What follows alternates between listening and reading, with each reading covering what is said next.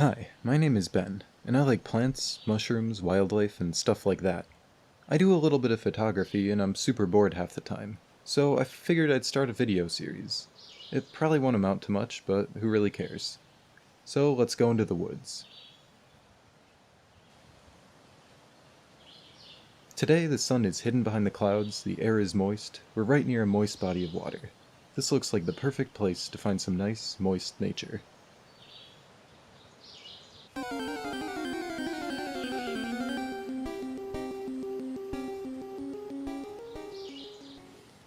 Alright, cool. So the first thing we came across is a little lizardy amphibian guy. With the orange coloration and adorable face, it's probably a Charmander. But unfortunately, my childhood wish of Pokemon in real life has only amounted to what's left of Pokemon Go, so this isn't a Charmander. It turns out that this is a newt, specifically an eastern newt in the red F stage. Eastern newts start off as wet little aquatic babies, then evolve into this red eft, which is the terrestrial stage. Later, they'll settle down in a puddle and become a little less vibrantly colored as adults. Speaking of which, it might seem kind of odd that newts are so brightly colored, considering the fact that they have to wander around the woods almost completely at the mercy of whatever predators are out there. The neon orange-red color pops against the forest floor, making them super easy for predators to detect, right? Well, that's sort of the point. Bright colors in otherwise defenseless animals usually serve as some sort of warning. In the case of newts, their skin contains tetrodotoxin, a type of neurotoxin that prevents them from being eaten by fish, crayfish, and other predators. The newt's coloration serves as a warning to predators, saying, "Here I am, come get me, but if you eat me you're gonna have a bad time, because I'm toxic." So don't eat newts, they're not good for you. So, yeah, newts are— oh shit, that's a morel. Morels are one of the most sought after edible spring mushrooms. Oh, yes. This moist day is starting to make me moist for mushrooms.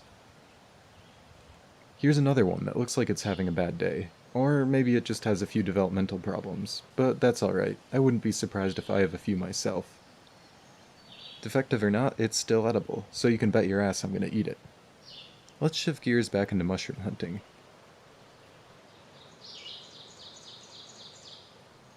I stumbled across one of the most common, easily identified edible mushrooms, or at least in my area, the oyster mushroom. These ones are growing on a dead aspen, but they grow on a variety of different hardwoods. They can be variable in color, from palish yellow to white to a bit more grayish.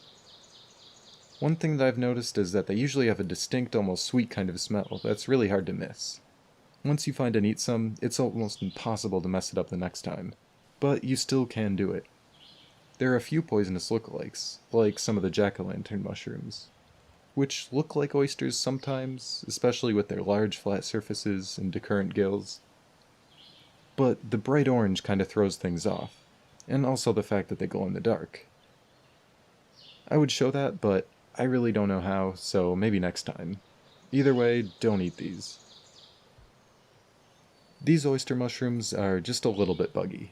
I could still eat them if I wanted to, since they're still pretty fresh. I would just have to clean off all the little mushroom bugs and cook them up to kill any sort of bacteria that might be in there. Mushroom hunting is so satisfying, since you can get a huge clump of food for free. The only risk is dying a terrible and painful death if you don't know what you're doing, so there's always that. When it comes to mushroom hunting, there's some other interesting risks out there, like those that come with this little guy. This is another really cool mushroom. It has a brownish-gray cap, extremely light pink gills, and a stem that bruises blue. It's sorta hard to see with my camera, since it's pretty faint and the lighting is bad. If you smell the mushroom, it has a certain pungent odor.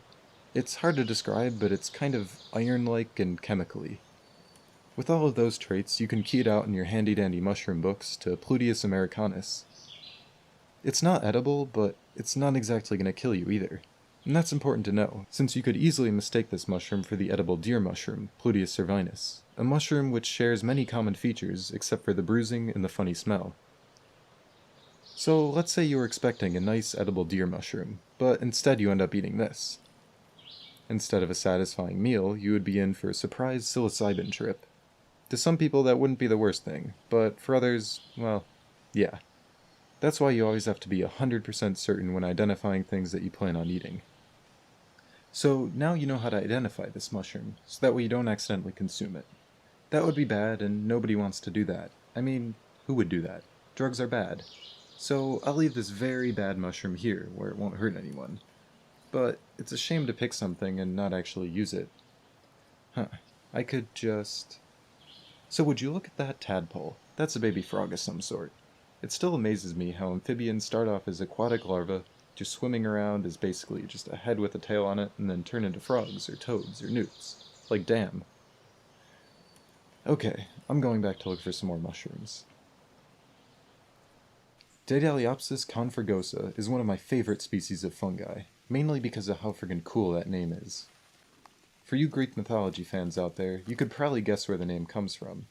Just flip the cap on the other side and look at all the fertile tissues. Look at all that fertile tissue.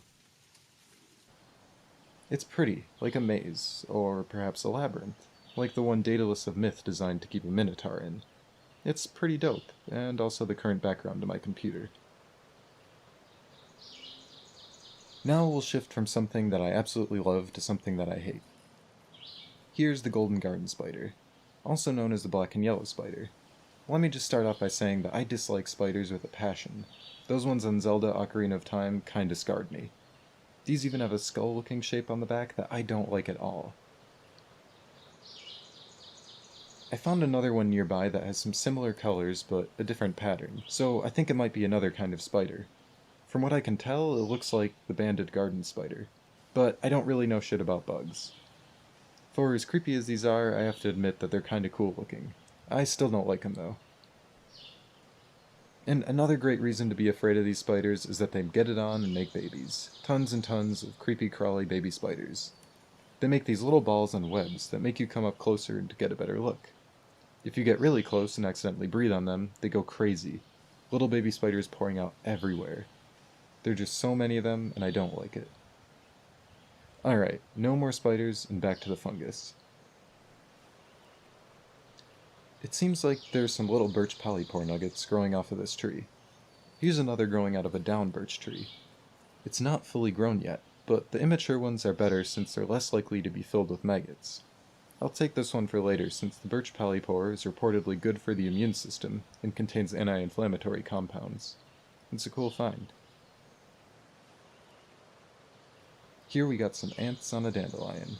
They're so busy, eating nectar or pollen and doing whatever ants do.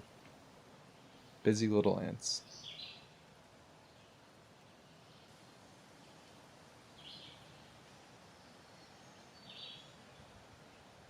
This flower has no ants. Maybe that's because of the gangly-ass spider scaring them all away.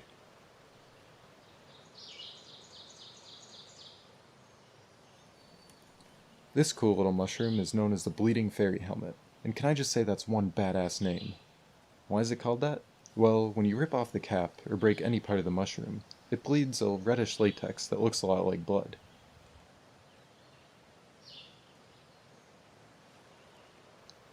These mushrooms are also bioluminescent, but it's extremely weak and not noticeable to the human eye, even in complete darkness, so that kinda sucks.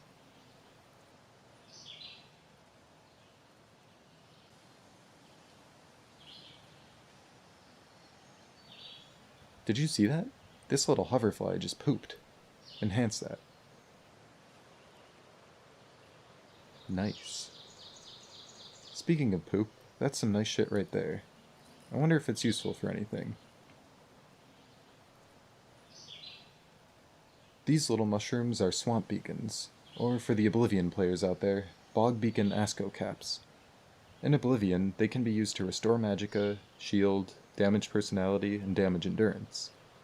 In real life, they decompose wet leaves and don't do much else.